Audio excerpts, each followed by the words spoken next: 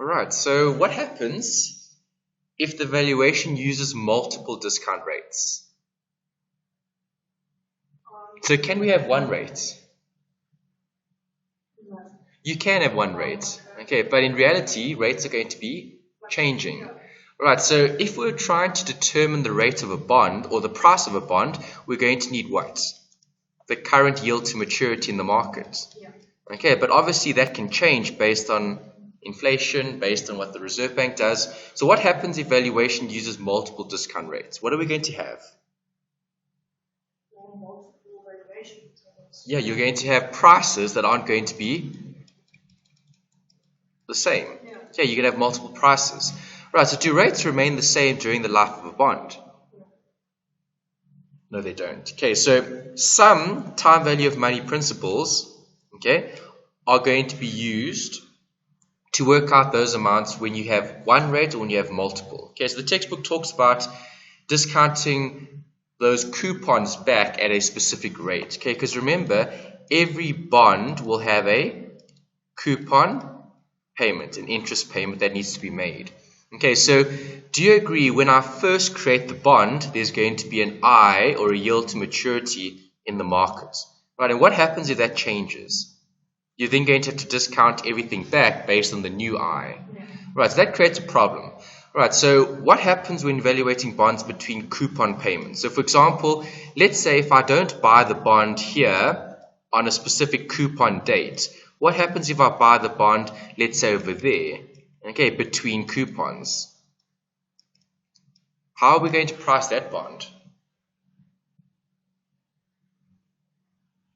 Do you agree? The buyer will keep a portion of the interest and the seller should also be entitled to a portion of the interest. Okay, so the buyer's buying the bond here, okay, surely that portion over there would be a portion of interest that will be due to the buyer because they've bought the bond there, they should be entitled to that interest. And obviously the seller would be entitled to that amount of interest. Okay, but remember, when does the payment actually get made? The payment only gets made here. Alright, so we're looking at valuing a bond here at that point in time, but the interest is made later, or the interest is paid later. Alright, so just a note over there. Obviously, if I'm discounting cash flows, I'm going to have different prices. Okay, remember, I'm solving for this, the PV, which is the price.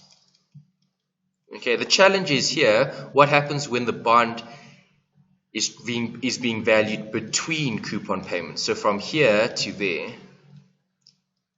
Okay, and then we'll have to look at something called all-in and clean.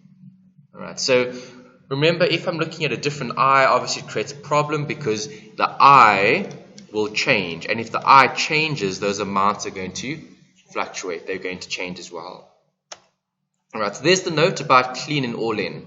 Okay, you get two types of prices. A clean price is the price of the bond estimated by the market, representing the PV of future interest payments and the maturity value. Okay, but you've taken out the accrued interest. Right, all-in, you've included it. Okay, so clean price adjusted for accrued interest. Okay, so those are the two different prices that you could get with bonds, purely because of timing. Okay, you've got that whole idea of coupon there, and then price somewhere in between.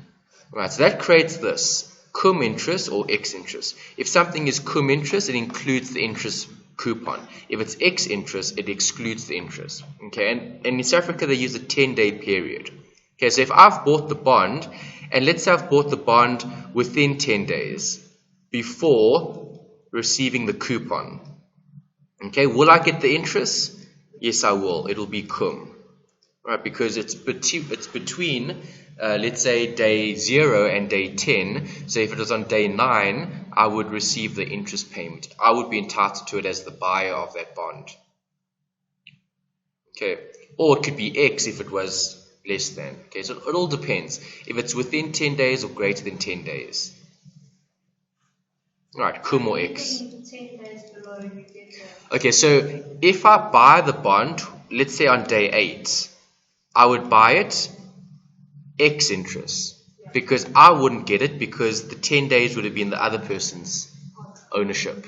Okay, so greater than 10 days, you would be entitled to the, you wouldn't be entitled to the interest, okay, as the buyer. Okay, because remember, we look at who gets that, who gets the payment. Okay, so if I buy the bond here, the seller gets the payment. Okay, but if you as the buyer if I buy the bond here at day 12, then I would get, no, I wouldn't get the coupon. The seller would get it, I wouldn't. Did you say that twice? Did I say that twice? Yeah, because you said. Okay, so if I buy it on the 12th day, yeah. Okay, would it be cum? It would be X. Yeah. It'll be X.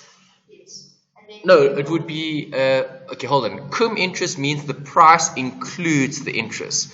Okay, so if it's here, the price, if I buy it here, it would be including the interest, yes. So that'll be cum. Okay, that'll be cum.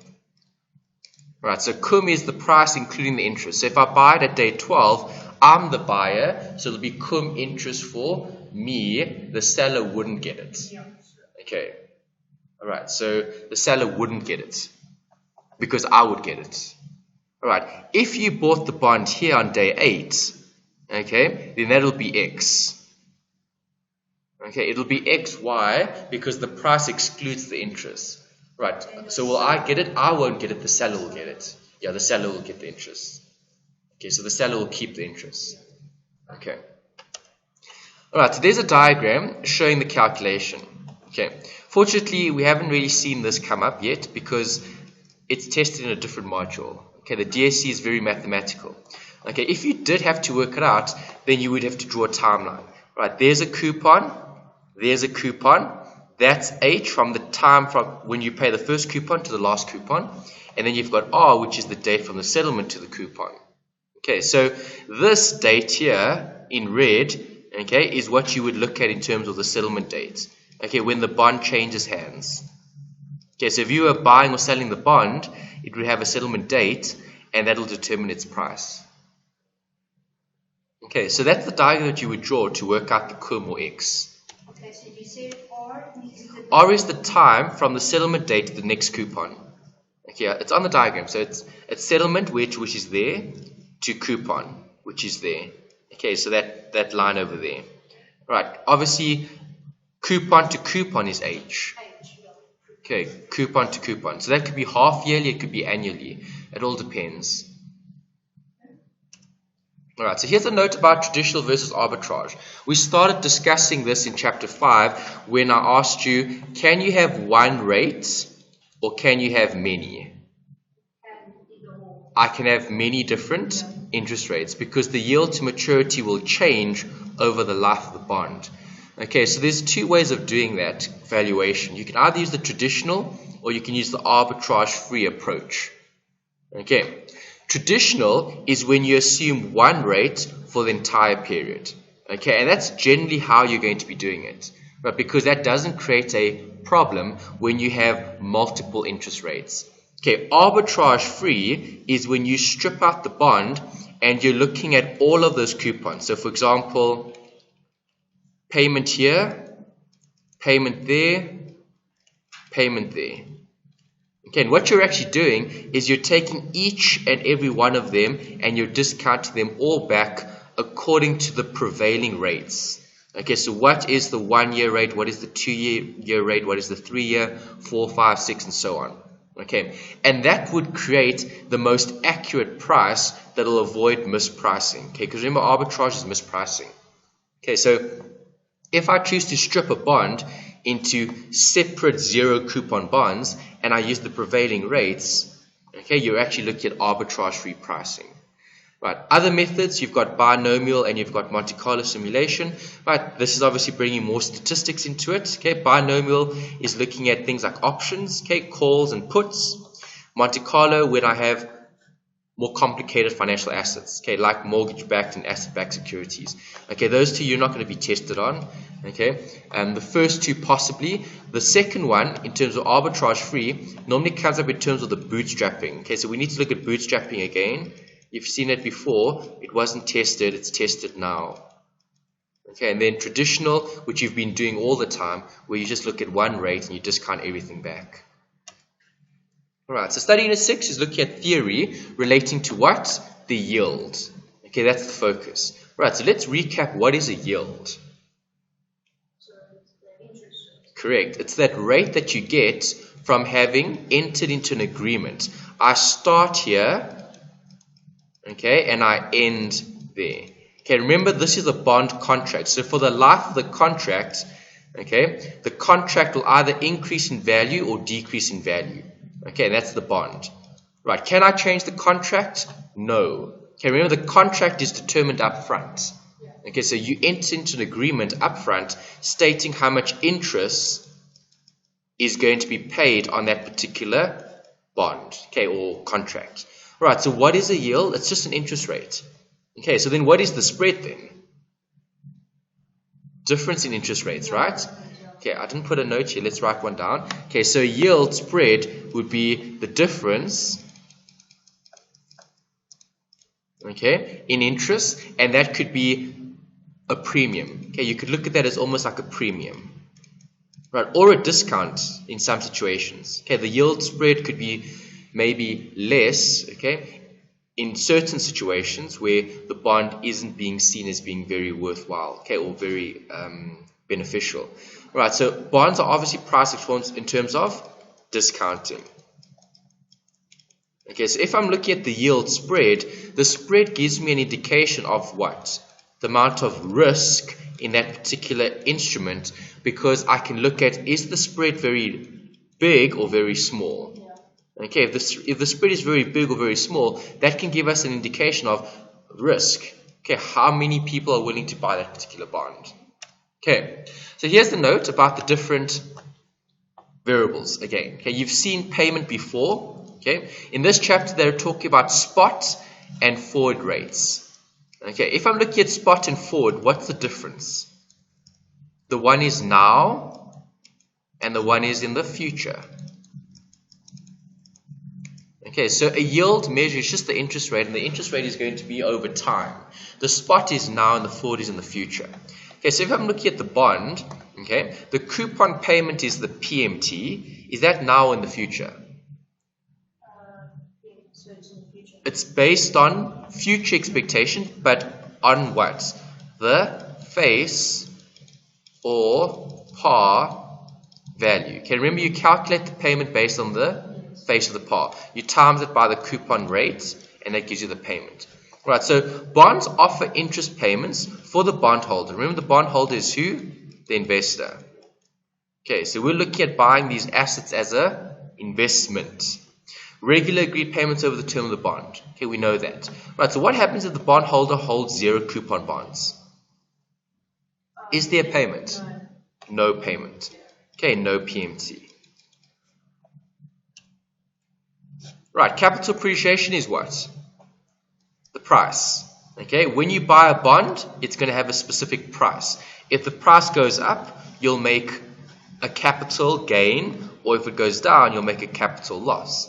Right, so the proceeds of the bond are greater than the purchase price, you'll have capital appreciation. Reinvestment income is where I reinvest those coupons. Okay, we looked at risks in, I think it was chapter 2, okay, where they spoke about reinvestment risk. Okay, so what is reinvestment risk? Just to recap, it's taking those coupons that I'm getting from the bond. Okay, because remember, a bond is what? Invest capital today. So let's invest $1 million today, okay, and let's get 10% coupons. Alright, so every single year we'll get 10%, 10%, 10%. Now, what do we do with those 10% coupons? We reinvest in another instrument, okay, maybe money market. Okay, and then those coupons will be generating more return, but at what? At the spot rate. Okay, because remember, the bond is determined up front. Okay, so you determine how much income you want from that particular bond. If you're happy with that investment, you take up investment. Okay, and then the reinvestment income is where I have spot rate being applicable, okay, to those coupons that are reinvested. Okay, taking the proceeds of those coupons and investing them elsewhere. So your initial investment will be Your your rate. Your initial investment will be at spot always. The forward is something that's quoted based on the current values, but in the future. Okay. All right. So if I look at company 1, what's happening here? We're focusing on rate and we're focusing on risk. Right. So can you work out the price here?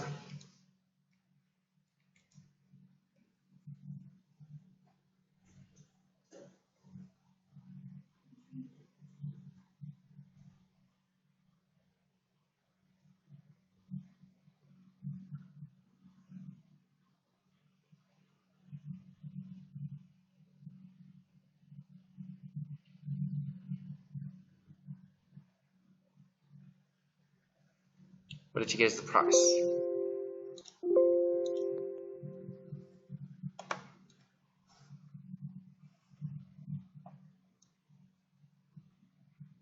Um, 24481.6,65. Yeah, that's right. Okay, so that's the price of the bond. Okay, and what do you notice? Consider rate and risk. So what's the rate being offered in the market? The rate being offered is 12%. Yes. And what coupon does the bond give? 15%. So if we're looking at risk, okay, if we're looking at this, the coupons, right, high or low coupon? That's quite a high coupon. Okay, it's higher than the current rate in the market. Okay, so this bond is offering 20 years of what? 15% interest payments. Right, that's what the bond is that's what the bond is offering. So if we look at rates, we look at risk. Okay, do we have more risk with higher or lower coupons? More risk. No. Okay, more risk with which coupons? With lower coupons. Okay, we have less risk with higher coupons. Okay, because do you agree this rate needs to change a lot for this bond to be affected? Yeah. Okay, versus if we had a smaller coupon where the bond would change from a discount to a premium very easily. Okay, because remember, what determines a discount or a premium? The coupon compared to its yield. Okay, if coupon rate is greater than 12, well, in this case it's greater than 12%, I have a premium or discount bond. I have a premium bond, and we saw that the answer was greater than 2 million. Okay, so would there have been capital appreciation here? Yes, there would. Okay. Oh, what about this one? See if you can work that one out.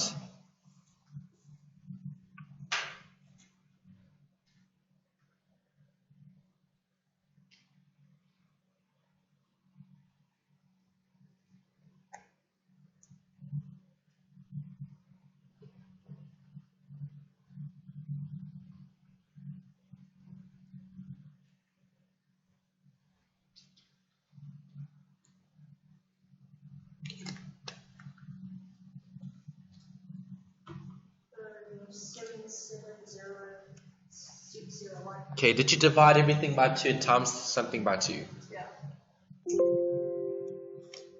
Correct. Okay, good. Okay, so what do you notice here? Again, consider rate and risk. So basically, the yield to maturity is higher than the coupon, so this bond is at a discount. Good. Okay, and also higher or lower coupon than the previous bond? So it's lower coupon. Lower coupon. Okay, so which bond would have more risk? Yes. Why? Because it offers a smaller coupon. Yeah. So this bond could change. Because remember, the yield was 12% in both. Yeah. Okay. The only thing different is the coupon that the bond is offering. Yeah. Okay. Well, yes. Okay, but the coupon is what we're actually focusing on in terms of the actual risk. All right, so what determines the risk of a bond in terms of pricing? It's the coupon and the term as well. Is this a 10-year or a 20-year bond? It's a 10-year bond. So is more going to happen over 10 years or over 20 years? More than 20 years. Correct. Okay, so in terms of term, is this bond riskier in terms of time? Yes. No. Oh, yeah, Because the time is shorter. Okay, so this bond, in terms of rate and risk, the rate won't change as much over 10 years as it would over 20. Yeah. Okay, next one. What about this one?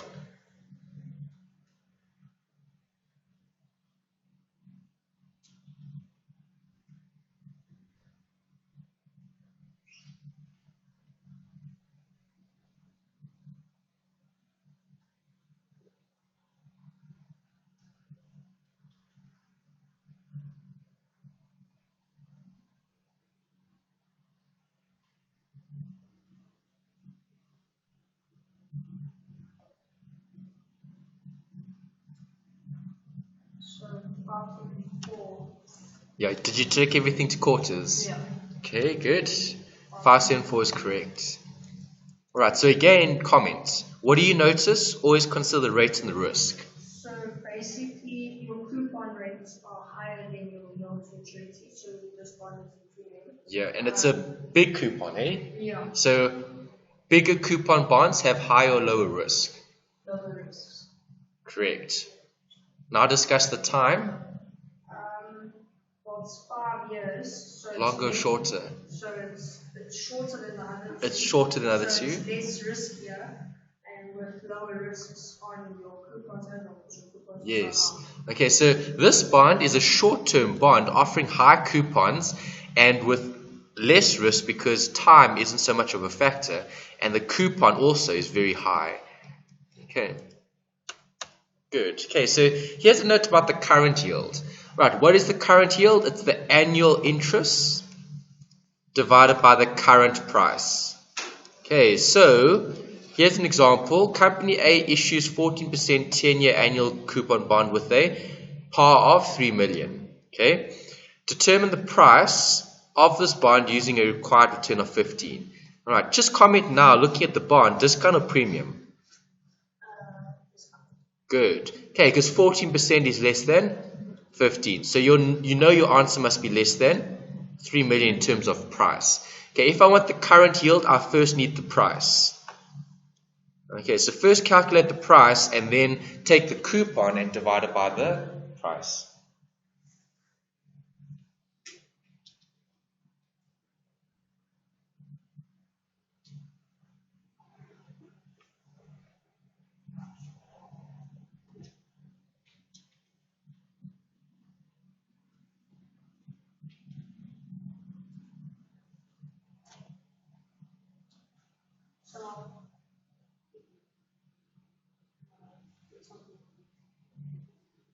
What did you get? What's the price? It can't be. Oh wait, it's a discount. Yeah, so it's 2849. Did you work out the price? Let's check the price first. Yes, 2849 is correct. It's a discount bond. Okay, so now you've got the price. Once you've got the price, in order to get the current yield, I then need to take the annual coupon, which is 14% of what? So, sorry, what do we have to do now? The coupon, the annual coupon. How do I get the annual coupon? So, annual coupon interest divided by current affairs. So, the annual. You can't see the highlighting there. Yeah. How do I get the annual coupon? It's 14% of what? Isn't it 14% of what we just found out? No. Of the 3 million. Remember, the coupon is always coupon rate times face or par. Coupon rate times face or par. Okay, remember coupon rate times face or par. Okay, so 14% times 3.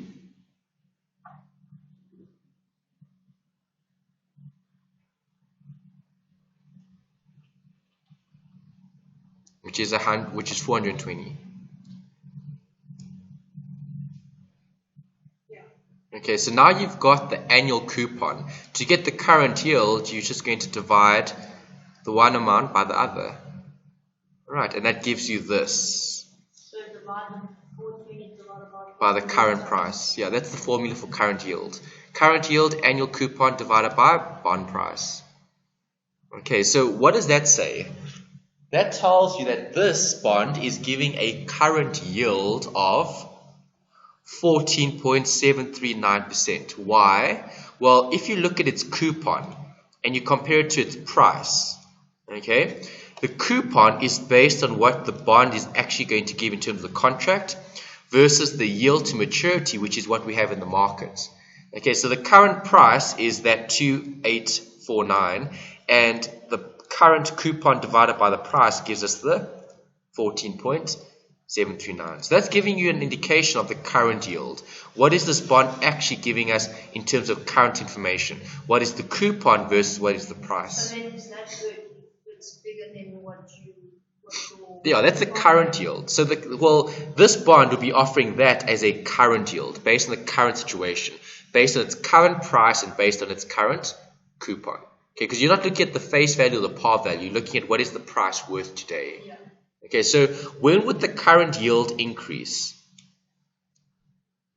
Can I change the 420? No, that's set in stone. That's the agreed coupon. Can I change the bond price? Yes, so when will your current yield increase? Well, if your yield to maturity increases, your bond price becomes smaller. Yeah. If your bond price becomes small, your current yield becomes bigger. Yes.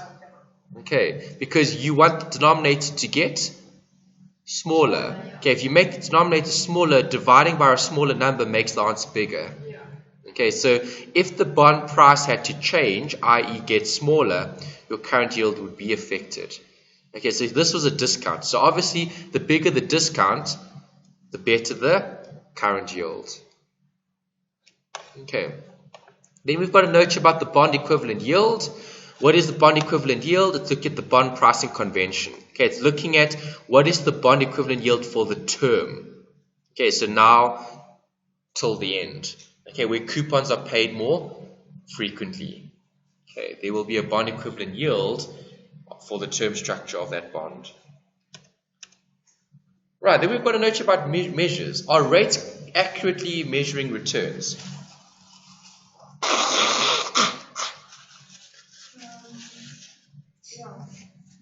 Okay, we get different types of rates. Do you agree? Okay, so which rate would be an accurate measure of return? Well, if I was looking at yield to maturity, is that an accurate measure? Yes, from now till maturity. Okay, because that's the yield. Okay, then you also get different yields. You might have seen a few yield to call, yield to put. Okay, so if I'm calling the bond or if I'm putting up the bond for sale, there could be a yield to that. So a yield to that point, a yield to that point, depending on the situation. Okay, so if I'm looking at the actual rates of those particular instruments, okay, the total absolute return must be considered over the life of the bond, okay, because that's absolute. Okay, so we want to know absolute, what am I actually going to get? Okay, so the rand return is what? The coupon interest, the gain, and the reinvestment income. Okay, and where do we get reinvestment income? It's from those coupons that we invest elsewhere. Okay, because remember, a bond is generating income. Okay, so that income that you're generating from the bond, you then reinvest. Okay, and that's reinvestment income. So if I'm looking at the total return, a bond as an investment will actually yield a lot more than just the yield to maturity. Why? The yield to maturity is only on the bond. What about the reinvestment income that you get from investing those coupons elsewhere? Okay, so that's total return. Total return is also looking at the interest that I'm reinvesting, because I get interest and then I can reinvest it. Okay, so bonds provide for principal and interest. Right, we know that. The principal is the capital and the interest is the payment, the coupon. Right, so when we looked at reinvestment risk, we looked at what? Coupons being invested elsewhere. Okay, can reinvestment risk exist if I have a zero coupon bond? No. Okay, you have to have coupons for reinvestment risk to be a problem, okay, or a consideration. Interest rate risk will always apply because bonds always pay interest. Okay, whether they pay interest at the end or whether they pay interest over the life of the bond, they pay interest. Right, there's the note about the different yields that you can get. Yield to call, yield to put, yield to worse. Right, if a bond is callable, what does that mean? The bond can be bought. Who has that right? The issuer. And who is the issuer? The seller. Okay, the person selling the bond. All right. Why would the seller want to buy back their bond? We discussed it last time. If the yield to maturity goes up. If the yield to maturity goes up, the bond will be worth less. Oh no, so if the yield to maturity goes down. Okay, if the yield starts decreasing, okay, then they would want to buy it back and then reissue. Okay. All right, so assumptions that are being made here. Okay, remember, you've got the bond holder and the investor. Okay, so you've got two different people to look at. Okay, in finance, you look a lot at the issuer, the seller. Okay, here we're looking at the bond holder, which is the investor. Okay, so assumptions, the investor will hold the bond until the call date, and the issuer will call the bond on the call date. Okay, remember, a bond is a contract. There could be an option to buy the bond, which is a call. Right, so if there's a call provision on the bond, okay, how would you price that bond? Well, again, see, you need to make that assumption. You don't know if the issuer or the seller is going to call the bond. You're assuming that they are. So that bond that has a call provision will have a yield to call. All right, because it can be called. Right, if the bond has a put, then you'll have a yield to put. Right, and that's again part of who? The investor. Okay, again, do we need to make assumptions here? No, we don't. Why don't we make assumptions in the second one, but we make assumptions for the first one? Because as the investor, do you know what the seller's going to do? No. As the investor, do you know what the investor's going to do? Yes. Because you decide when to put the bond up for sale. Okay, and that's why there's no assumptions there. Okay, because you're looking at the different perspective. Okay, you know exactly when you want to sell the bond. Okay, so you'd be able to determine what the price is in terms of yield to put. Okay, yield to worst is in a worst case scenario. What would the minimum yield be for a particular bond? Okay, that's the worst case scenario. Right, yield to call and yield to put, I have seen come up in past papers. Okay, yield to worst, no. Right, cash flow yield also, these are just a few different yields that we get, okay, in terms of these measures. Okay, different ways of measuring a bond. Okay, so you just look at current yield. Current yield is annual coupon divided by bond price. Okay, remember, they're not going to give you formulas. Okay, cash flow yield is looking at this, the cash that I'm actually getting from that particular instrument. And where would that be applicable? Here, mortgage-backed and asset-backed securities. All right, why? Because those securities are housed in an SPC, a special purpose entity, or SPE. Okay, so you create a separate vehicle. Okay, you've got the investor there, and you've got the bonds here. Okay, do investors want risk? No. Do investors want to hold the bonds directly? No, because what happens if the bonds fail? The investor loses everything. Okay, so what does the investor want? The investor wants protection. Okay, so there's a level of protection here in terms of this entity. Right, those bonds pay the entity, and cash is being paid to the investor. And that's why you've got mortgage and asset-backed securities. Right, because the investors are generating income with lower risk. Okay, the whole let's say objective with investing is what? Pass on the risk. Okay, if you can pass on risk or remove it, okay, you're making your investment more valuable or more safe. Okay, and you just said you watched the film. So in the film they spoke about those collateralized debt obligations, CDOs, and all of those. Okay, so those are loans on loans. Okay, and people need to have protection, and that's why they have something called like an SPE. Okay, a vehicle that will offset the risk for those investors. Okay. All right, a spread or a margin measure is looking at the difference between two rates. Okay, so prime plus, LIBOR plus. Okay, it's one rate which is the base compared to another which is the base plus something. Okay, so the reference rate. Discount margin estimates the average margin over the reference rate that the investor can expect to earn over the life of the security. Okay, because we know a discount is taking things back in time. Right, here's a note about yield on treasury bills. Okay, what do treasury bills use? They use discount interest. Why do they use discount interest? Oh, okay, well, let's first start out with a treasury bill. What exactly is a treasury bill? Short-term money market, right? So it's cash, basically. Okay, so can cash be worth more cash in the future?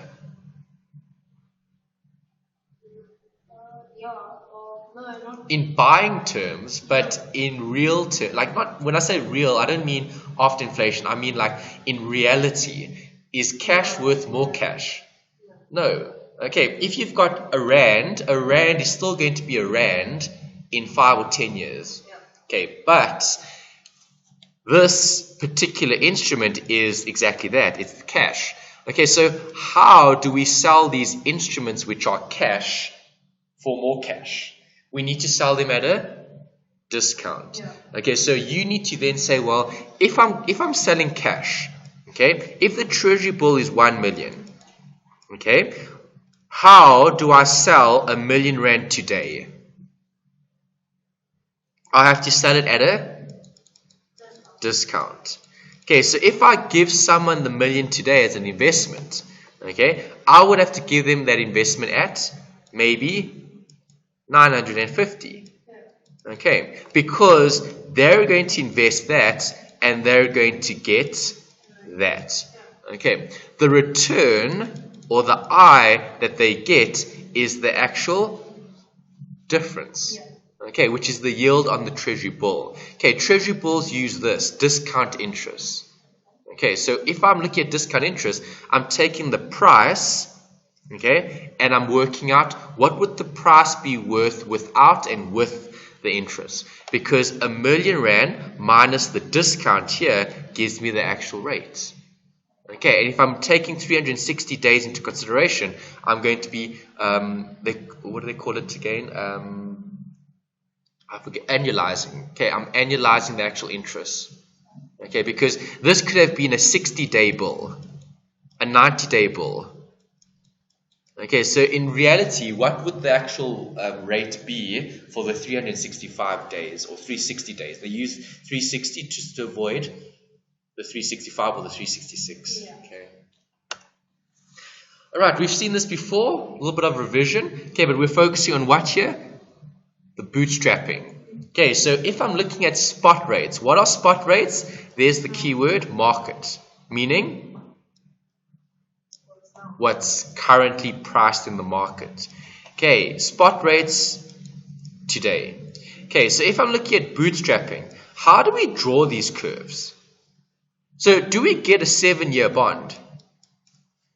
You can, but it's not very common. Okay, because remember, bonds need to be issued in denominations that people would be investing in.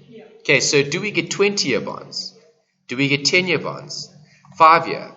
Okay, so those bonds would be more common in terms of time. Okay, but if I wanted a 7-year bond, could I get it? How? Well, wouldn't you count assuming that... Here's the word. There's the key. Yeah, the bootstrapping. So what is that? So basically, it's getting a figure like between the 10 and 5. Okay, so taking the 20-year bond, because if the 20-year bond is paying a coupon, how many coupons do we have?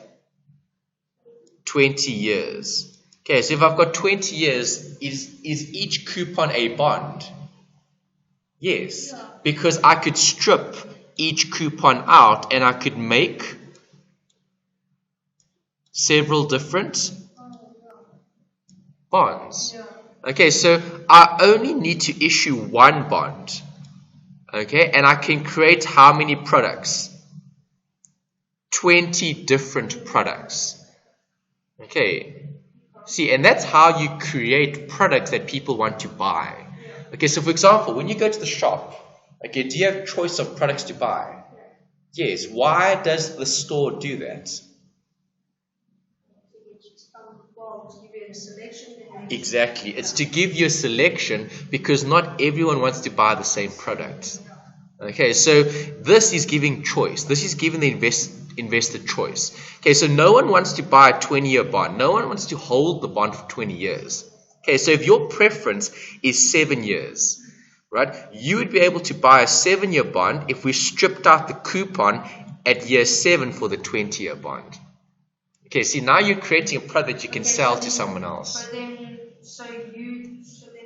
So say for instance for 20 years now, and then they would only sell 7 years of those 20 years to one. No, just the one. We just want to sell the one coupon because the 20-year bond offers 20 coupons.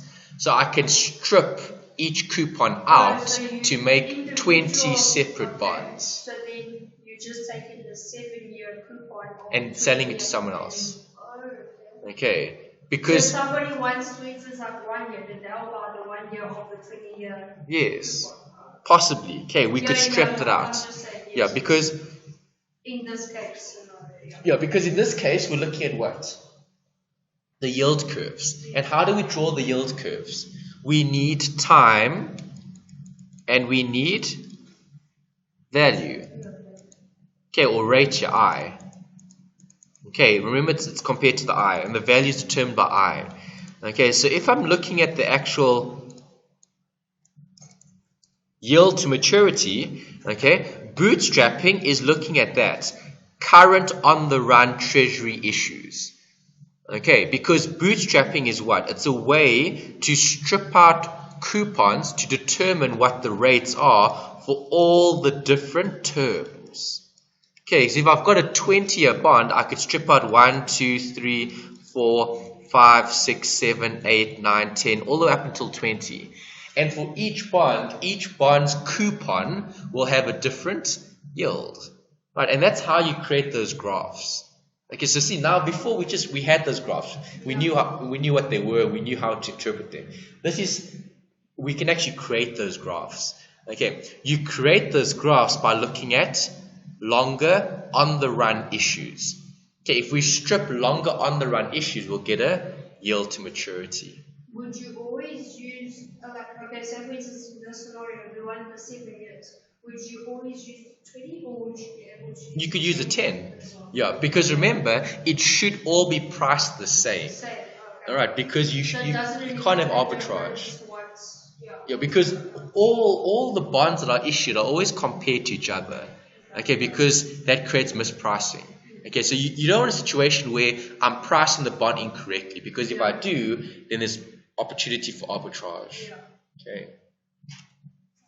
Alright, there's the note. I just put a reference over there. Spot rates can be shown as what?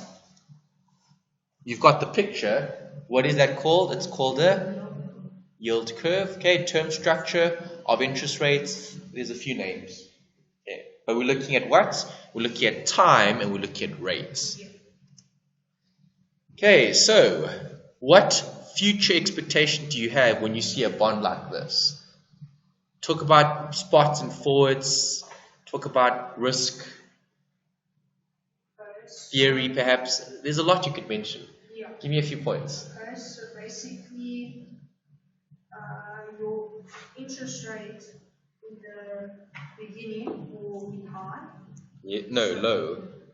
It's upward sloping. Sorry. So upward sloping, so low. And then in the long term, so longer term interest rates are higher than short term. Yes. So what's the preference? The preference is for short term rather than long term. Yeah. Because this is an upward sloping yield curve, which is the what do they call it? The liquidity preference theory. Oh, yes. Okay, so an upward sloping yield curve, short term is preferred over long term. Yeah. Okay, if it's upward sloping, we would expect inflation to rise, and we would expect bond prices to what? To fall. Okay, because if this is applicable, obviously there's a bigger discount placed on longer term bonds than shorter term bonds. What about this one? So, okay, sorry, on the previous one, so yeah.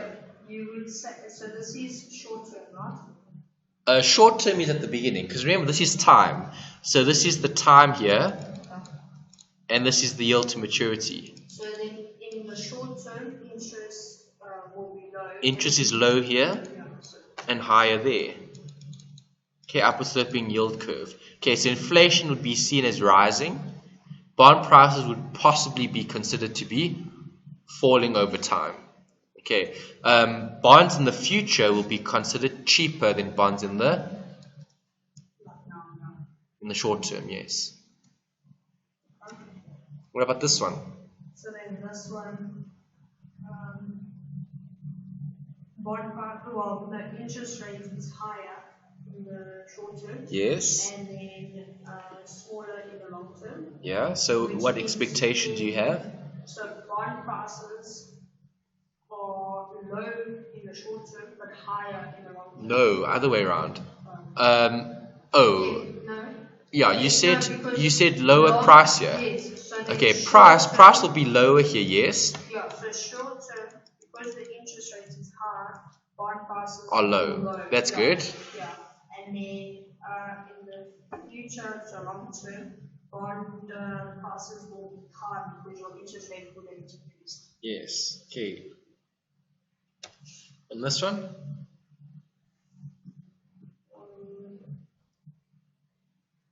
I think your interest rate won't really change much. It will slightly rise in the Okay, what type of curve is this? It's the flat one. Yeah, but so when you make it, there's no change. Yeah, so there's no clear indication here in terms of rising or falling rates. Okay, if you look at short term and long term, those rates are similar. Okay, it's flat. Right, so there's no preference for short term or long term. Right, there's no indication of rising interest rates or decreasing interest rates. Okay, so that would just be a market where you've got no real, let's say, sentiment or expectation. Okay, short term and long term are all believed to be the same. Okay, once that starts to change, then that gives us a view on things going forward. Okay, and our view from an investor's point of view, you always want to buy bonds when? In what sort of market condition? So, you would want with the upward or downward sloping yield curve? I would say upward sloping. Well, downward sloping. Why downward sloping? Would the investor get more or less in a downward sloping yield curve? You just told me earlier that the price here starts out low because the I is very high. Here the I is low, the price is very high. Okay, so if I'm looking at pricing, I want what? Upward or downward sloping curve? I want a downward sloping yield curve from the investor's point of view. Because there's capital appreciation. Okay, and that's our expectation. Okay, so as an investor, you'd be looking at capital appreciation as a way to generate more return on investment. You would only consider bonds in an environment where you've got a confirmation in terms of a downward sloping yield curve. Okay, we'd be happy to increase our exposure to bonds. Alright, here you've got a note about theoretical spot rates. You've got a Z spread and an option adjusted spread. A Z spread or a static spread is the measure of the spread that the bondholder would realize over the entire spot rate yield curve if the bond is held to maturity. Okay, option adjusted is if I have embedded options. Okay, so obviously when bonds have options, it's more difficult to determine its price. Okay, and then we'll look at things like the bond without the option and the bond with an option. Okay, we need to determine price then. Right, what does the spread measure assist with? It's looking at this: the credit risk, the option risk, and the liquidity risk. Okay, remember any spread talks about what? The base and the premium. Okay, you're adding an amount to an existing amount. Okay, so obviously if you're adding more of a premium, do we have more or less risk? You'd have more risk. Okay, so if the spreads are bigger, they would be considered more risk. Okay, because you're adding a bigger premium. Alright, and then here's your note about bootstrapping. Okay, we spoke about it in 2601. We're talking about it again here, and you will see workings covering it in your past papers. Okay, so the first one is an example here. Okay, obviously a forward rate is what? A rate in the future, but they quote it when? Now. Okay, so when pricing forwards, what do markets want to avoid? Always. No?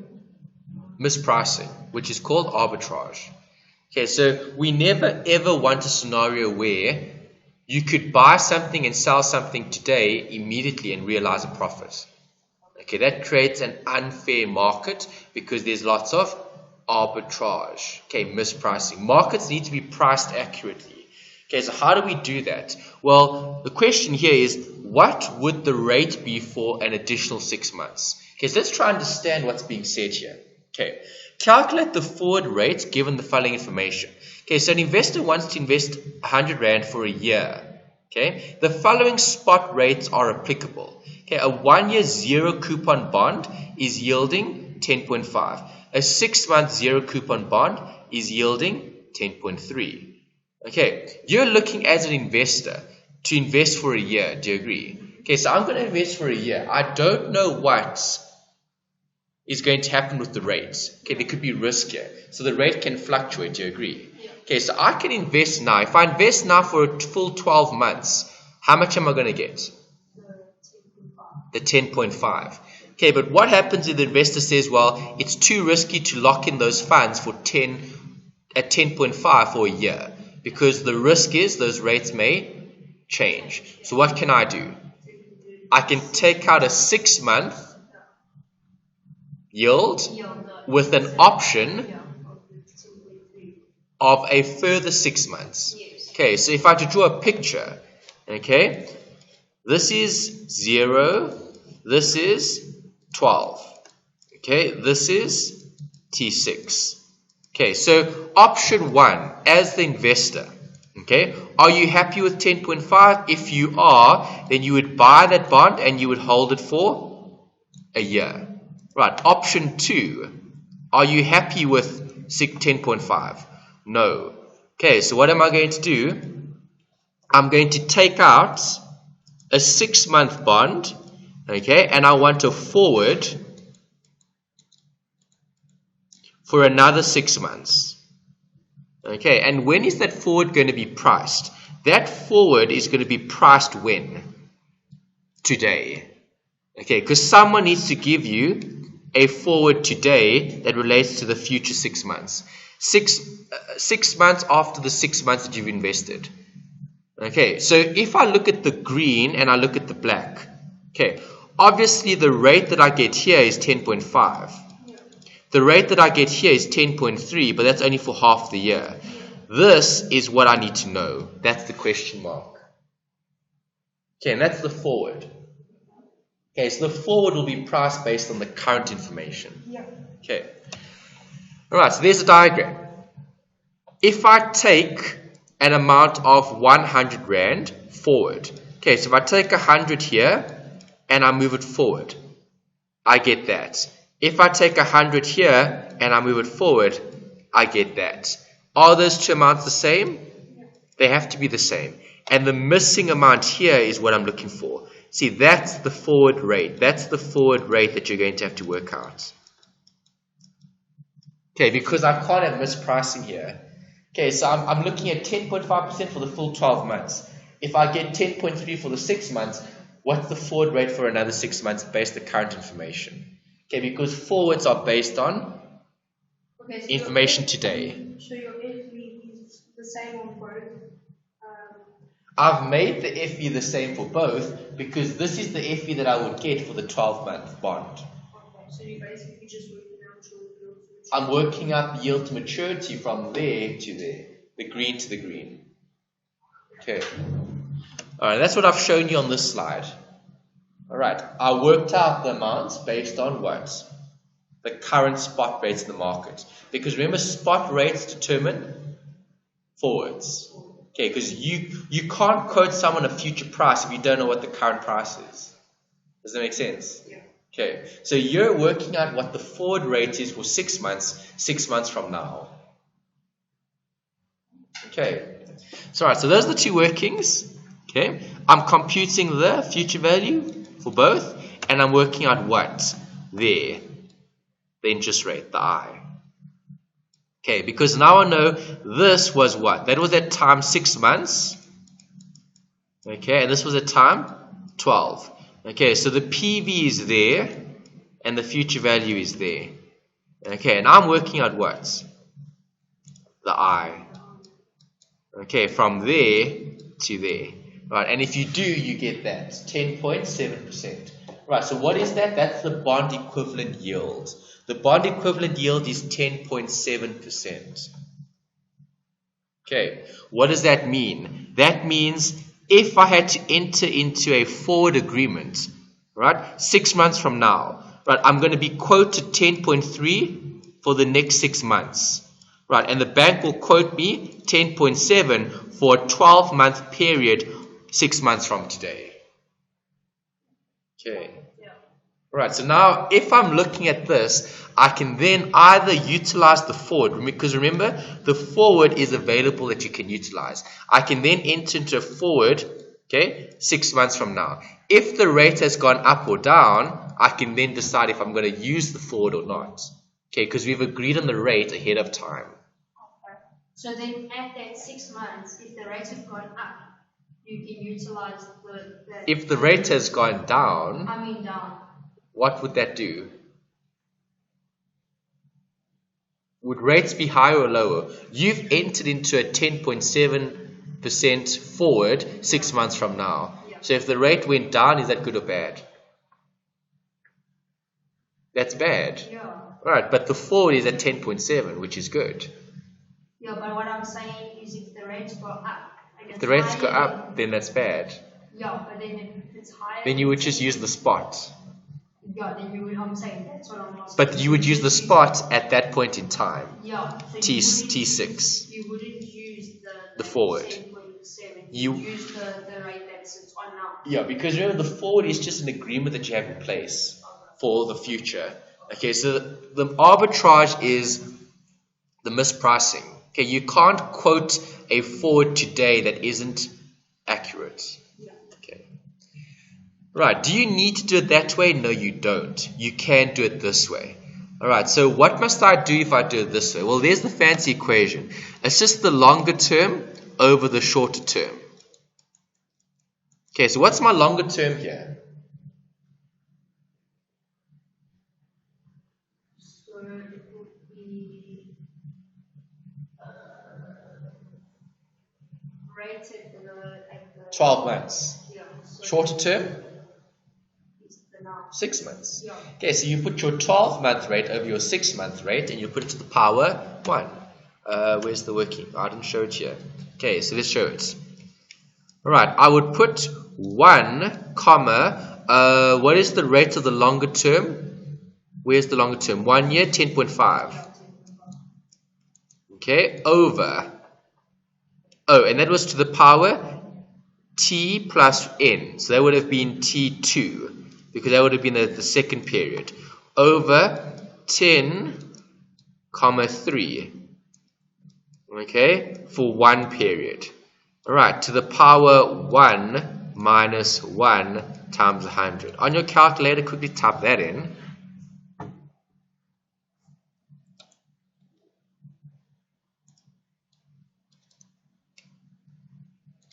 Why do you put that also at the top? Because the longer period, so this was what?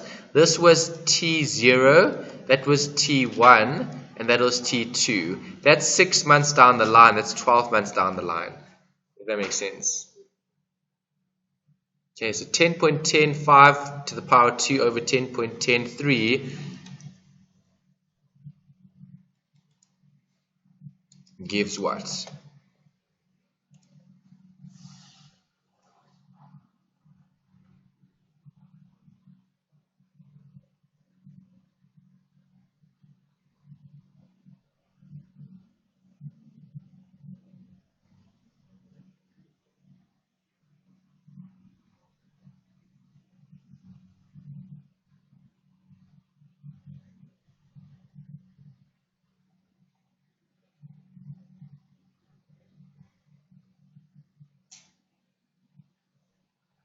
10.7. Is that the same answer?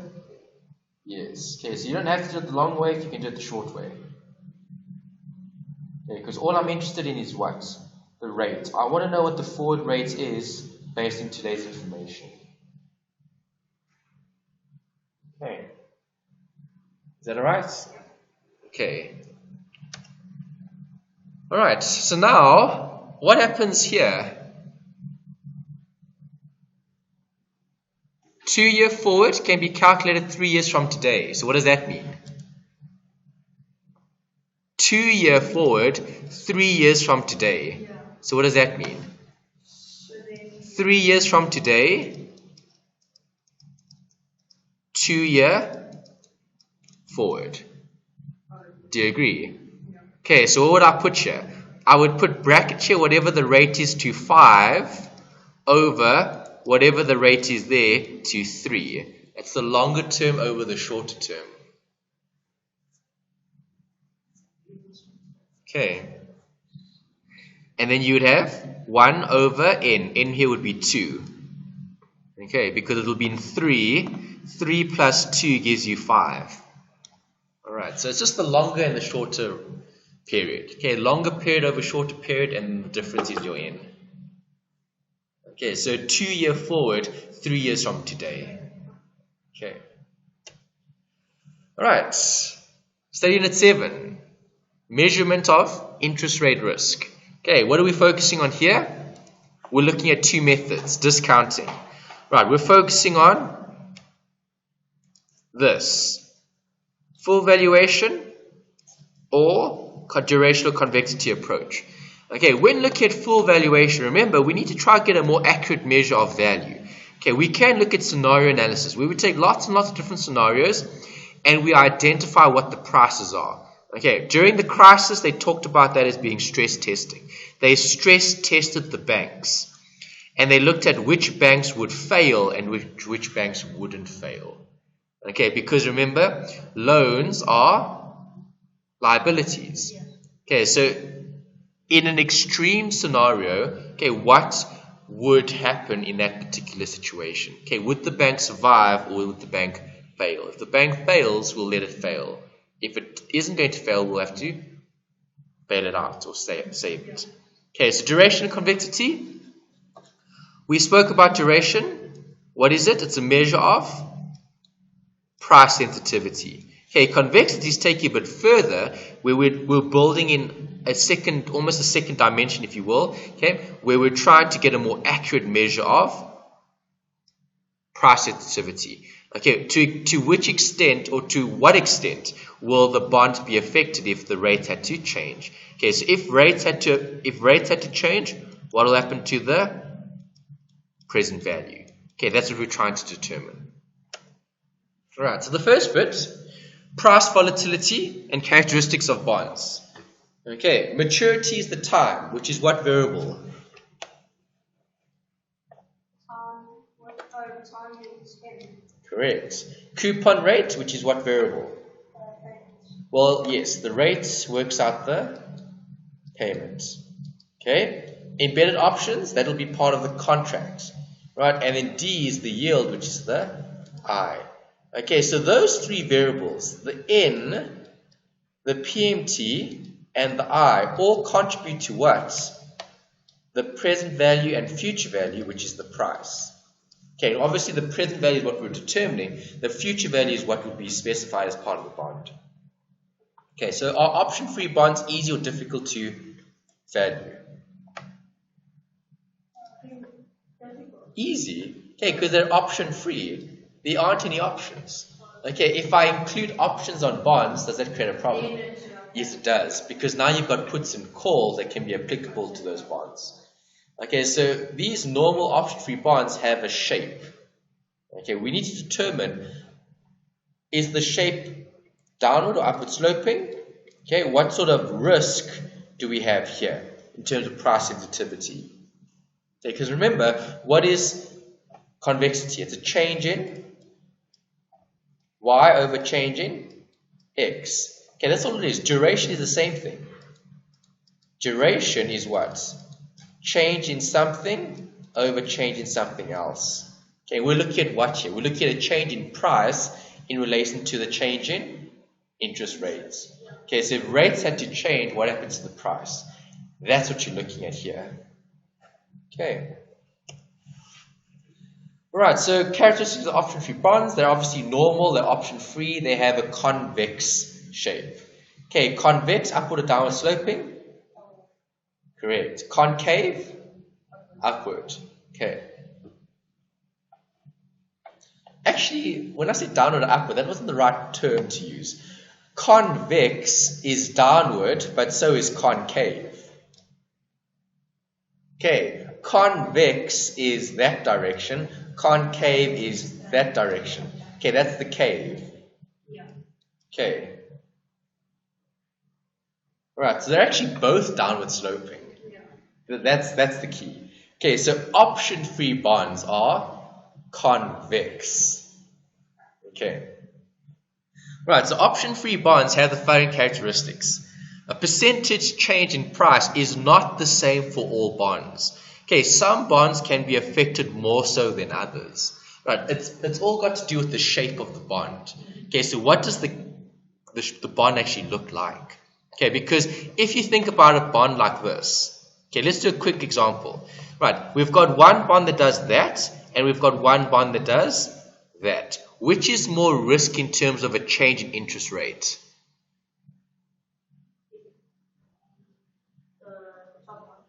The bottom one. Why the bottom one? Because here there's a big change for a small change in price or rate. Here you've got it's flat. So it's not going to change much. Okay, in terms of term.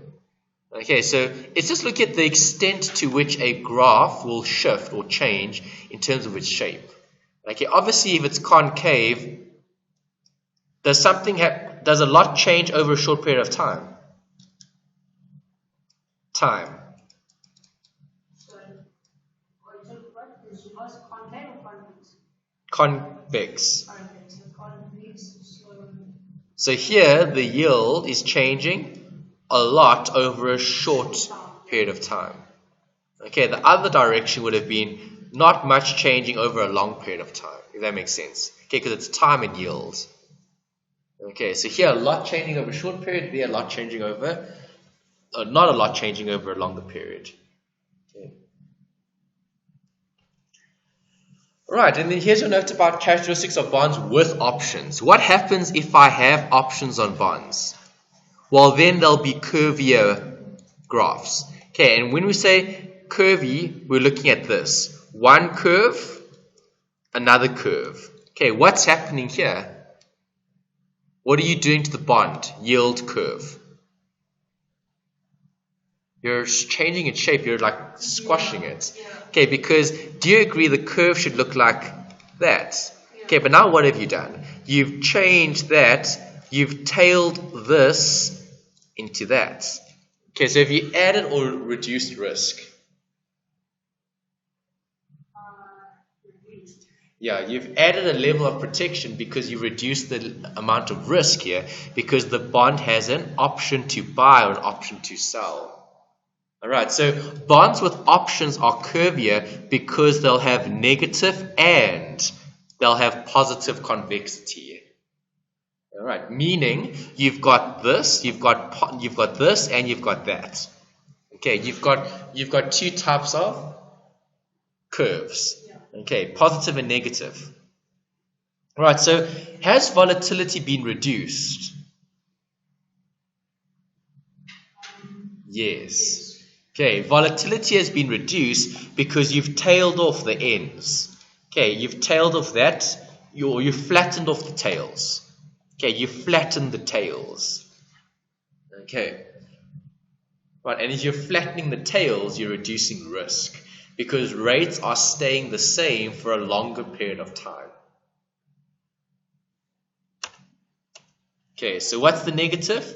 There's the negative convexity. Okay, there's the positive convexity. Okay, so both positive and negative convexity will be applicable in bonds with options. that right? Yeah. Okay. Right, something just to show you in terms of mathematics. Don't worry too much about this. You're not going to be tested on calculus, but it comes from calculus. Okay, so when we talk about duration, okay, and convexity.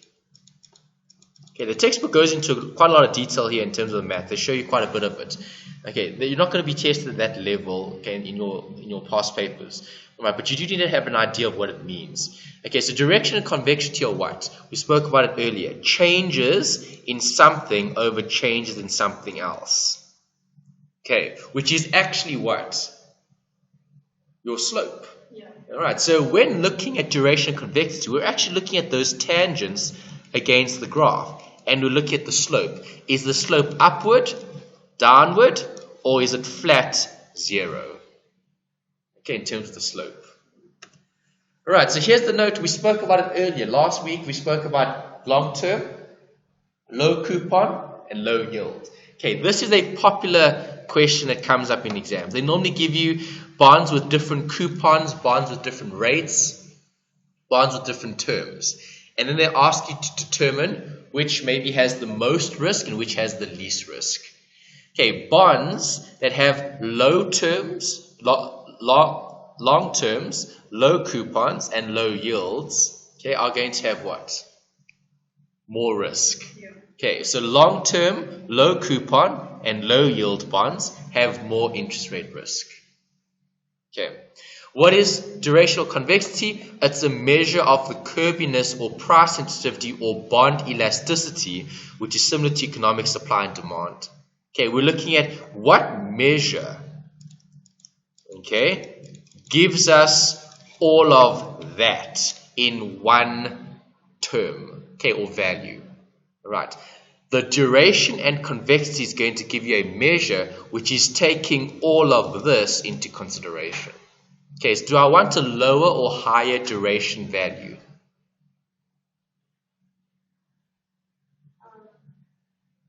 It would depend on your preference. Yeah. Okay, so are you high or low risk? If you're an aggressive investor, would you want high or low duration? I would want higher duration. Okay, good. Alright, then this I've literally taken this from 2601. It's the same, it doesn't change for this particular module. Alright, they've just taken the theory one step further. Okay, you'll see a few notes about the actual curvature of the bond. You get butterfly shifts or curves. And what is the other one? Butterfly. I forget the other one offhand now. Okay, but there's a few. There's a butterfly shift, and there's we'll see just that in the notes. Okay, but all of this is repeat from 2601. Okay, so effective duration, there's the formula. Do you need to know equations? Yes. Why? There's no formula sheet. Okay, so you need to know how to work these out. Okay, so bond price rate decrease minus bond price rate increase over 2 times the initial observed price times the change in rates. Okay. Alright, so I first started out with Macaulay's. Okay, the textbook even gives you a few others as well. Right, the only one that's important is the effective duration. Okay, effective duration is the most important measure. Why? Because effective duration is looking at what? A change in rate compared to price, and it's for a 1% change. Okay, so Macaulay's is looking at if I have a bond price, okay, and I'm present valuing all its coupons, cash flows, right, and I compare my present value of those cash flows to the bond price, which is that, how much do I actually get? Okay, so Macaulay's uses a table where we've got cash flows, you discount each one back in time, and you take your relation between your price and your PV of all the cash flows. And I'm then determining what the actual amount is. Okay, so you've got this on separate slides. That's the final what? Duration. Okay, Macaulay's duration. Okay, so I'm just taking each one amount and I'm discounting back in time. So, for example, let's just do one. On the calculator, you would type in FV here. On the calculator, you put in N there. On the calculator, you put in 7% I. Right, and you solve for PV. Do you see I'm taking each one of those cash flows back at the yield to maturity? Okay, that's what you're doing. Right, you're taking each one of those amounts back then you're getting the PV. Okay, do I know what the price is? Yes, I do. 96613. Okay, 96613 is what? This. The price.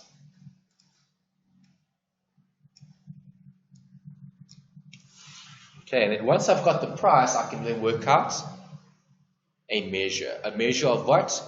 Price sensitivity. Okay.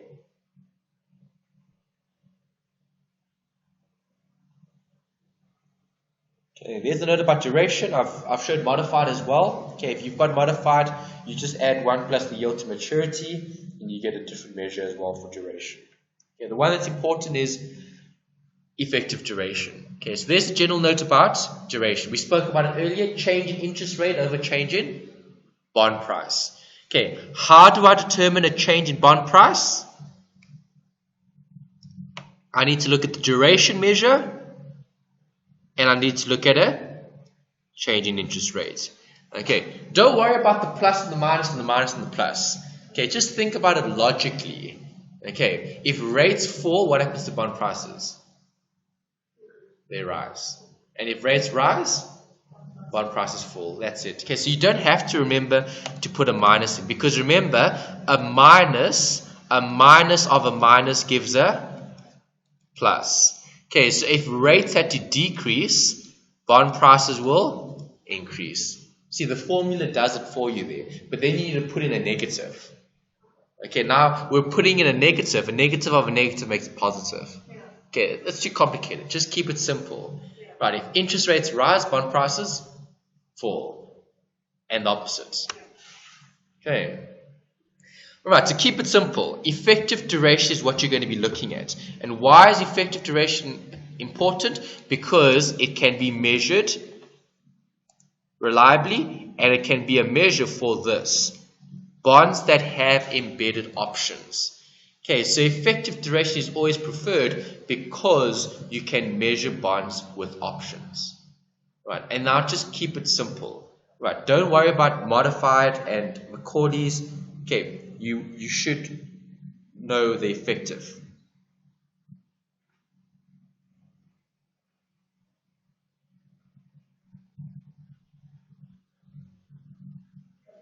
Okay.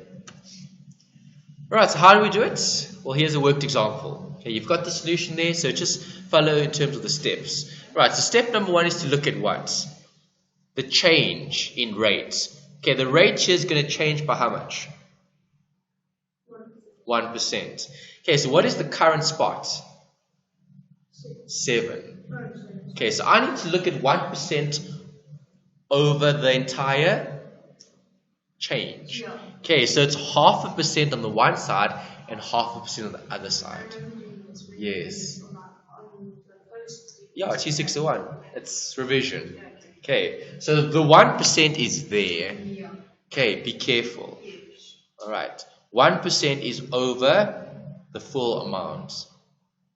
Right, and then you just work out the price. You complete the table. Alright, so on the next slide I've given you the completed table. There's the table. Now what do I do with the table? I plug all of those values in where? Into the formula. Okay, and the formula you need to know. Alright, so there's the equation. Okay, so you look at the table and tell me, what is the rate decrease price? Correct. What's the rate increase price? Good. Okay, so you take that price, you minus that price, and you divide it by 2 times the initial. Okay, that's all you're doing. You're just plugging everything back into that equation.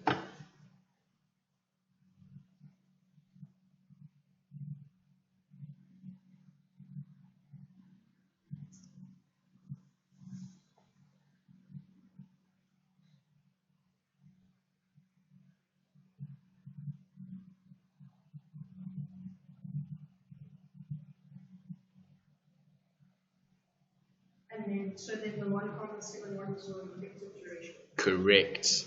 Okay, that's the measure. Alright, that's a measure of what?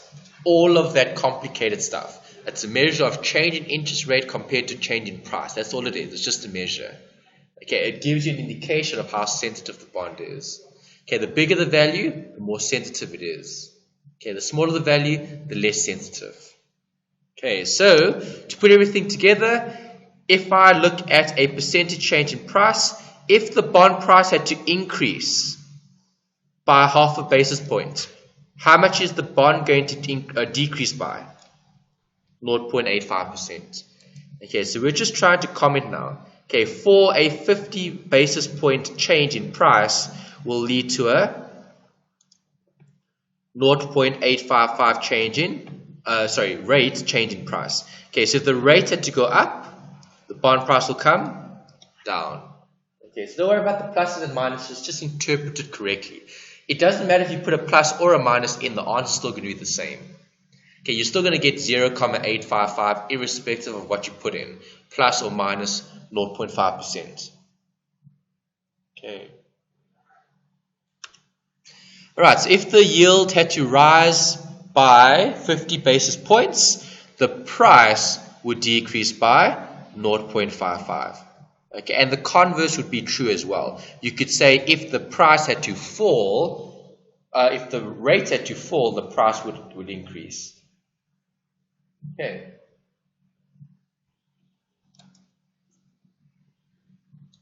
Right, so it's just a measure. It's just a measure of sensitivity.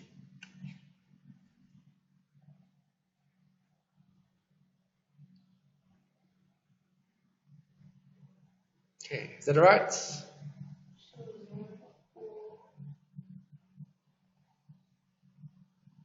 Okay, it's just a random amount. I've worked out the percentage or the random amount.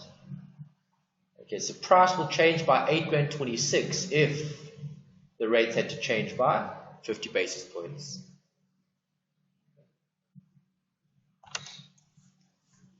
Right, so is duration the most accurate measure? No. Okay, convexity is going to take it one step further.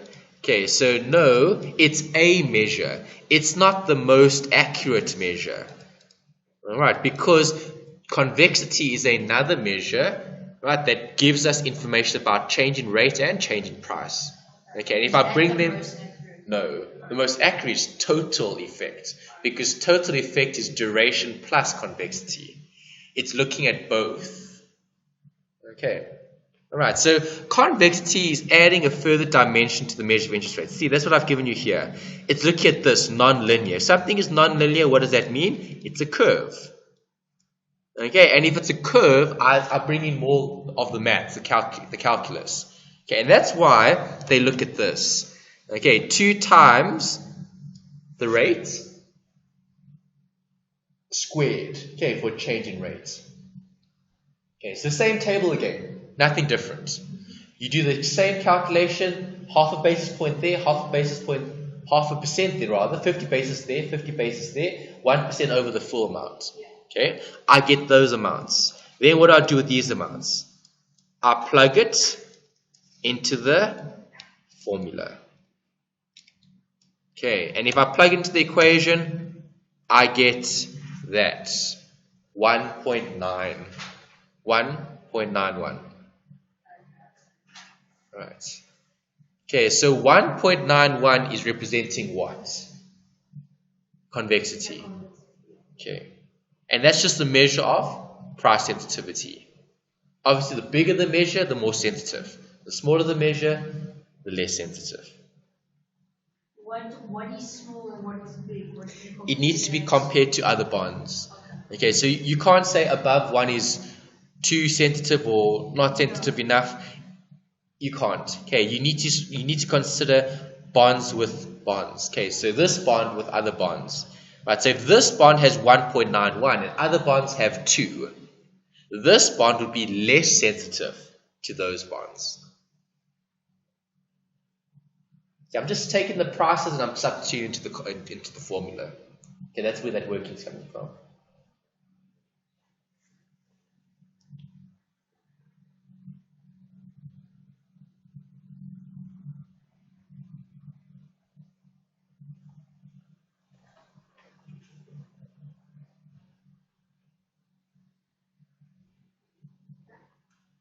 Right, so if I combine all of them together, I get the total effect. Okay, this is total effect.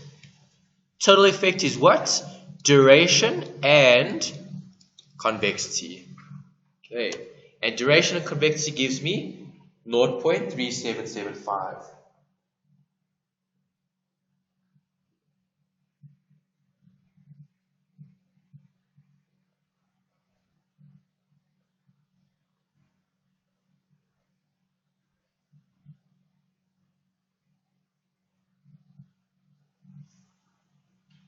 So then, say for instance, if the estimate changed by 2%, then that 50 would be a 1. Then that 50 would be a 1, yes. Okay, so now you know what the duration values are.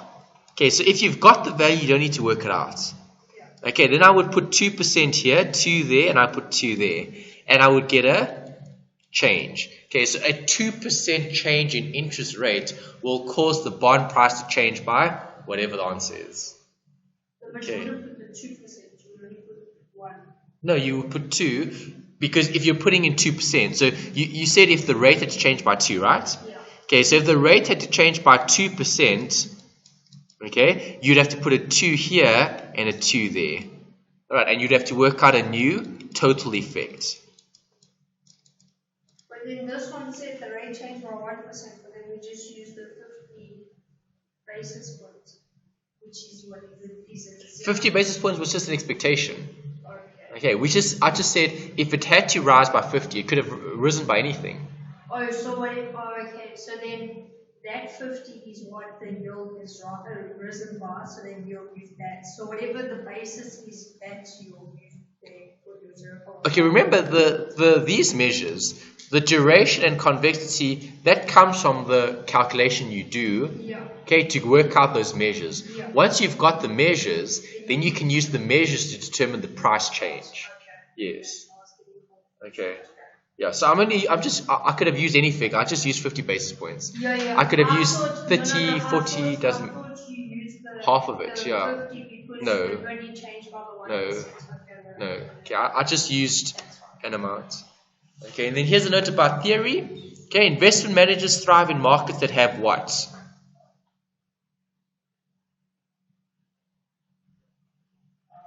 We're looking at price sensitivity. We're looking at risk. So what do investment managers want? So they want low risk. They want volatility. They want opportunity. Okay. Opportunities exist for arbitrage. Okay, and investment strategies can be implemented. Okay, and that's why we need to know what duration is and we need to know what convexity is. Okay, because if we have those two measures, right, you would then be able to make use of opportunity. Okay, so if rates were falling, do you want to get into bonds? The rate of fall, no, it's possible. So, as an investor, your bond prices are increasing. Do you want bonds? Yes, you do. Okay, so would you want to invest in a low interest environment? No. You'd want to invest in a high interest environment with rates falling. Okay, and if rates are falling, what bonds do you want in your portfolio? Very sensitive or very insensitive? No, you want sensitive, because if the rate falls by 1%, you want your bond price to jump. Yeah. Okay, more sensitive bonds. Okay, so see, it's bringing in an So extra then level of. Okay, say for instance, like the bond price falls from 10 to 7, you buy it at 7. Okay, then you would hope the bond price would fall further. Yeah. So then. No, not bond price. I mean, interest rate. Yeah, the interest rate to fall further, and then your bond will become even more valuable. Yeah. Okay. All right. So remember, bonds are priced according to what? Changing interest rates. Okay. You can either be conservative or you can be aggressive. Aggressive portfolio managers want high duration and convexity. Why do they want high duration and convexity? Because they want price to change a lot, not a little. If you're conservative, you want low duration and convexity, because that measure determines the change in price. Okay, is that alright? Great. Okay, then the last chapter here is theory. Okay, term structure and price volatility. What do market participants analyze? Come, we've been looking at something already. Risk versus return. Okay, yes, and for a bond specific? Bond price versus yield to maturity, I guess. Which is duration and convexity? Yeah. Okay, good. So how do we obtain the spot yield? The spot is now. Yes. And the spot would be based on what? The current yields on an issue. Okay, so a 20-year bond will have a yield to maturity. Okay, so we would be able to identify the spot based on the issue, on the in issue, okay, bonds, or bonds that have been issued. Okay, let's just write that down. Issued bonds. On the run. That was the right word I was looking for. On the run. Okay, bonds that are currently in the market. Okay. Right, how is the interest rate volatility measured? We just saw it. Duration and convexity. Okay, so when looking at on-the-run assets, this is something to consider in terms of bootstrapping. Okay, we know that's on the run. On the run. What is bootstrapping? We take all the coupons, we strip them out. Okay. Is that alright? Okay. Right, so when looking at the history, okay, in terms of the yield curve, what do analysts monitor?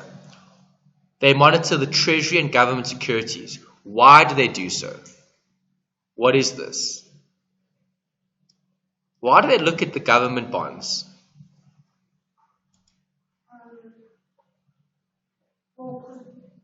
There's a less likelihood for government bonds to fail. Correct, risk-free, good. Okay, and if you know what the risk-free rates are, can you then price bonds? Yes, because the risk-free rate will affect the rate that you would discount future coupons and interest back. Okay, so your expectation will always be based on what the market has in terms of its risk-free. Okay, because risk-free is what? Think back to CAPM. Risk-free is that. Okay, so if the risk-free changes, you actually shift the graph. Okay, so you get normal, inverted, flat, and you even get a humped yield curve. Okay, those are different curves. Right, so which curve is this? Upward sloping. Okay, we're focusing on what? Your expectation.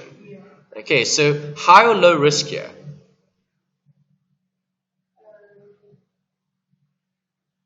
From an investment point of view?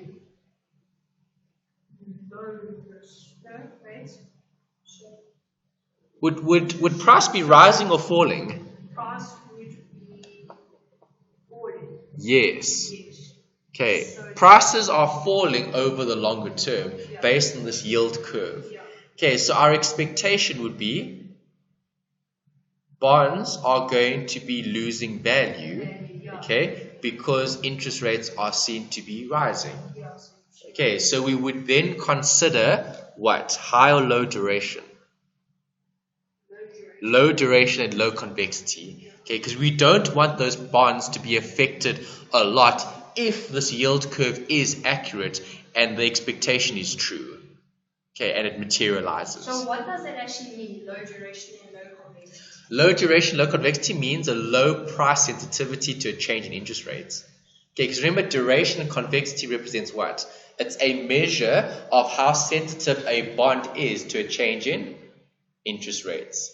Okay, so if the bond yield curve is sloping upwards, I'm going to be looking at what? Lower duration and lower convexity bonds, because I don't want those bonds to be as affected by a change in interest rates. So an investor would still buy in this. You would still buy bonds. You would just buy bonds low duration and that low are more complexity. conservative. Yes. Because see, you get lots of different types of bonds. Bonds aren't just bonds. Bonds are high duration, low duration, high convexity, low convexity. Bonds have long terms. Bonds have short terms. Bonds have high coupon rates, and bonds have low coupon rates. So they're trying to bring in everything in one. Okay, that's the last chapter that you need to cover for this module. Okay. Right, and what about that one? Now just tell me the opposite. So now the prices are rising. Prices are seen to be increasing, so we would expect investors to hold higher duration and higher convexity bonds, because those bonds will be most affected by a decrease in interest rates, which would maximize our return on investment. Okay, because lower rates mean higher prices, and if the rates are falling, if the rates are falling, you want a big change in price. Okay, good. All right, and then obviously here, there's no preference. All right, no preference between longer term and shorter term.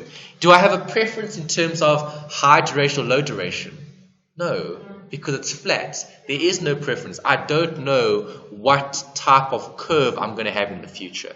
Okay, so no preference for maturities either, longer term or shorter term. All right, what happens if I have a humped curve?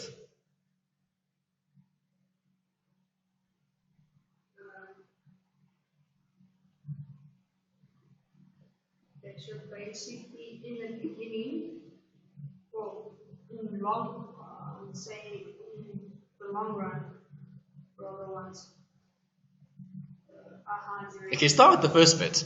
Let's talk about the beginning. Okay. Currently, as it stands in the market, what would your short-term view be in the market?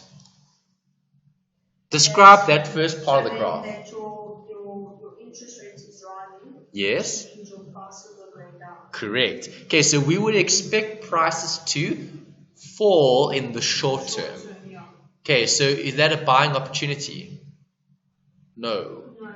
Well, if you have a low duration and low complexity. Okay, well, you would consider buying bonds with, or you'd consider increasing your exposure to those types of bonds. Okay, good. All right, and now next part of the graph. So next part, in prices are rising because your interest rate is obviously Falling. Good. So you would want to increase your exposure to more sensitive graphs. Yeah. Good. Okay, and then flat, which you wouldn't do anything. There wouldn't be any expectation. Okay. Yeah. So time frame is important as well. Looking at long term and short term. Yeah. A humped yield curve would give you a variety of opportunity. Yeah. Okay, to do different things. Okay, here's the note. Okay, there. Parallel shifts, non-parallel shifts. Then they talk about twists, and they also talk about butterfly shifts. Okay, the butterfly shifts are the important one. They normally test that quite a bit, and that's why I put a page reference for you as well there.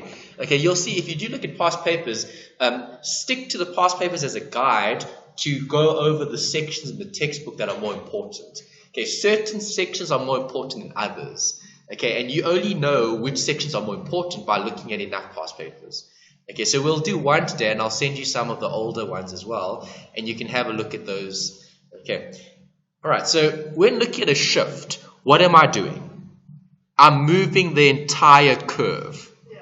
All right, so what causes the shift of the entire curve? A change in the risk-free rate, which is the treasury bills. Okay, so if government rates had to change, government rates will affect other assets. Okay, those assets will either be positively or negatively affected. Okay, so a parallel shift, all maturities are affected. So it doesn't matter if those maturities are long or short. All of those graphs are affected. Okay. Non-parallel shifts meaning different maturities. So longer term graphs will be affected, longer term bonds will be affected rather than short term bonds. Okay, so parallel shifts is when all bonds are affected, irrespective of their duration or time, okay, maturity. Non-parallel, bonds with different terms will be affected differently. Okay, and then you've got a twist. A twist is a flattening or steepening of the curve. Okay, and a butterfly shift is when you have short, intermediate, and long, okay, which is a tail twist. Okay, so that's what it looks like. Okay, it looks like a butterfly because you've got that and you've got that. Okay, and what is this? This is the normal curve. Okay, the normal curve is upward sloping. Okay, so a butterfly shift would shift the graph to make it look like a butterfly. Okay. Right, constructing the theoretical spot curve for treasuries. Okay, let's look at the treasury bills again. We spoke about this earlier, on the run versus off the run. On the run means what? Bonds that have been issued. Okay, so how do I work out the price of bonds that are issued? I discount all the future payments back in time, and that's your bootstrapping. Okay, so if I apply bootstrapping, what am I doing? I'm stripping the bond into its zero coupons. I'm taking a 20-year coupon bond and I'm creating 20 zero coupon bonds. Okay. Right, let's consider the swap or the yield or the LIBOR. Okay, elements of a swap. Okay, what is a swap? You don't cover derivatives in much detail here. They do talk about a few. They talk about options. Here they talk about swaps. Okay, so what is a swap? Any idea? Well, isn't the movie that swap? Yeah, yes. So it's basically, if I understood it properly, it's betting against the market. Not quite. It's exchanging one thing for another. Okay, so I'm exchanging something here for something else. Okay, so you might have, let's say, investors use swaps for hedging. Okay, it's for managing risk. All right, so it could be used as a way, as a bet, yes. Okay, as speculation. Okay, so you're speculating that the rates are going to fall. Okay, you're speculating that the market's going to collapse. Okay, so I could swap one product for another. Okay, so I think they spoke about credit default swaps. Okay, so if something happens, if there's a default, okay, they're going to swap for something else. All right, so swaps are also used in other places as well, like interest rates. I could swap a fixed rate for a floating rate. Okay, you've covered this briefly in 2601. Okay, a swap. Okay, where I swap the one for the other. Okay, so someone else gets the fixed, someone else gets the floating. Okay. It's also used to help construct curves. Okay, so the swap curve is another curve that could be drawn when looking at interbank rates. Okay, so LIBOR is the London interbank rate, and that's looking at swap rates. Okay, to create a yield curve. Okay, because if we're looking at the rates between banks, would that be more or less accurate? Should be more accurate. Okay, because those are between banks, okay, rather than investors. Okay, so banks, interbanks, or the interbank rate would be a good rate to use when constructing a curve. Okay, the curve will give us a better indication of what's happening in the markets. Okay, but then again, just to repeat, this came from study unit 4. They spoke about it here again. Pure expectation, liquidity preference, and market segmentation. Just try to remember the key points out of each. Okay, expectations look at what? What I think will happen in the future. Okay, so the link between the investor's expectation and the yield curve. Okay, liquidity preference is looking at short-term liquidity preferred over long-term. Okay, short-term is liquid, so I want it. Long-term isn't, so I don't. Okay, then you've got market segmentation, which is the supply and demand. Okay, these are quite popular, so as I said, go over the theory just to remember the key points. Key points, liquidity, short-term and long-term. Okay. Right, so just to take it further, pure expectation, there's the note. It's the broadest interpretation. Okay, why? Because everyone has an expectation. Everyone wants something to happen. Okay, so investors expect returns on any bond to be similar for a specific period, even if the total maturity dates differ. Okay, why? Because that's the expectation. Okay, you're expecting people right, to invest for a particular reason. Okay, people invest not only because of term, but they invest because of strategy. Yeah. Okay, so local expectations, from the pure expectation, is look at the returns over the same period must be the same. Right, so if I invest for 1 year, right, I should also have a return of 1 year. Yeah. Okay, those returns should be similar. Okay, so if I've got a corporate bond or a government bond, right, they're different bonds. Or if I've got bond from company A versus company B, okay, they're different companies, but they're the same bonds. All right, so returns over the same period should be the same. All right, it doesn't matter which company is providing the return. They should be seen as being similar. Okay, and see that creates a problem, because now where do you buy the bonds? Do I go with a 1 year bond from the government, or do I go for a 1 year bond from the corporates? Corporate bonds versus government bonds. Again, it depends on your preference. Okay, your expectation. Do you expect government bonds to increase or corporate bonds? Okay, forward rates are derived from spot rates. We know that. Okay, the market always has a view. Right, then you've got a note here about liquidity preference. It's biased. Why is it biased? You always prefer liquid assets over illiquid assets. Okay, so investors want to be compensated for taking on more risk. Okay, if they take on more risk, they want more reward. Okay, so is the risk high or low? Is the risk long-term or short-term bonds? No. Long-term. Because investors want to be compensated for that illiquidity. Okay, illiquid bonds are risky. Okay, so are long-term bonds liquid? Not as liquid as short-term bonds. Okay, so there's bias towards what? Short-term rather than long-term. And that's why long-term is more expensive than short-term, because they have a premium. But then liquidity preference, this is based on short-term. Short-term is preferred over long-term. Liquidity is preferred over assets that aren't liquid, illiquid assets. Okay. Then you've got a preferred habitat theory, which is biased again. Imbalance between supply and demand within a given maturity. Okay, we know. Do people always want 7-year bonds? No, a 7-year bond isn't very popular. But a 10-year, a 20-year bond, those are more popular. Okay, see, there's an imbalance between supply and demand. Okay, that's preferred habitat theory. Okay, so people prefer a specific type of bond with a specific type of duration or time.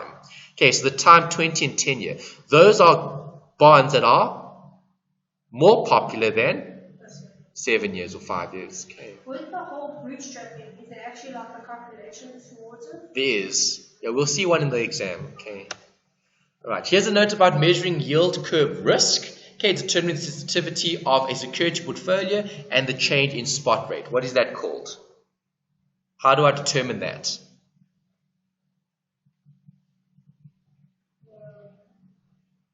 Duration and convexity. Okay, duration is the answer.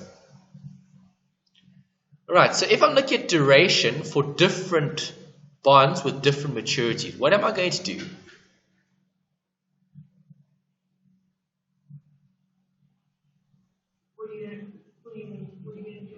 What am I going to do for the portfolio?